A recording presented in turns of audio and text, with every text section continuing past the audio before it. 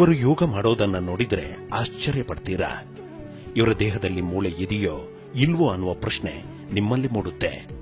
China ಅಥವಾ ರಷ್ಯಾದ ಜಿಮ್ನಾಸ್ಟ್ಗಳನ್ನೇ ನಾಚಿಸುವಂತೆ ಇವರು ಯೋಗ ಮಾಡ್ತಾರೆ. ಅದು ತಮ್ಮ 97ನೇ ವಯಸ್ಸಿನಲ್ಲಿ.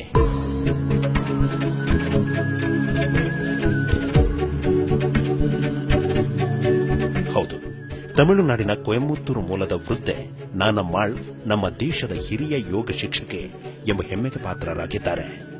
ವಯಸ್ಸು ಅನ್ನೋದು ಕೇವಲ ಸಂಖ್ಯೆ. ಯೋಗ ಮಾಡೋದಕ್ಕೂ ವಯಸ್ಸಿಗೂ ಯಾವುದೇ ಸಂಬಂಧವಿಲ್ಲ ಅಂತ ನಿರೂಪಿಸಿದವರು ವೃದ್ಧೆ ನಾನಮ್ಮಾಳ್.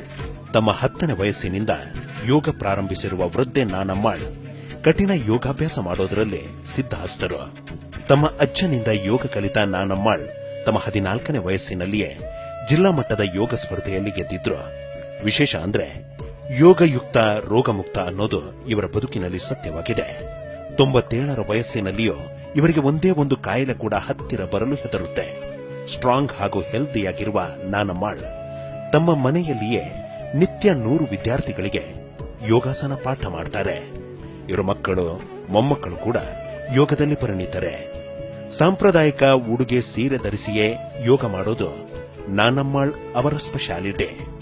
ನಮ್ಮ ದೇಶದ ಯೋಗ ಚೇತನವಾಗಿರುವ ನಾನಮ್ಮಾಳ್ ಅವರು ರಾಷ್ಟ್ರೀಯ ಹಾಗೂ ಅಂತಾರಾಷ್ಟ್ರೀಯ ಪ್ರಶಸ್ತಿಗಳಿಗೆ ಭಾಜನರಾಗಿದ್ದಾರೆ.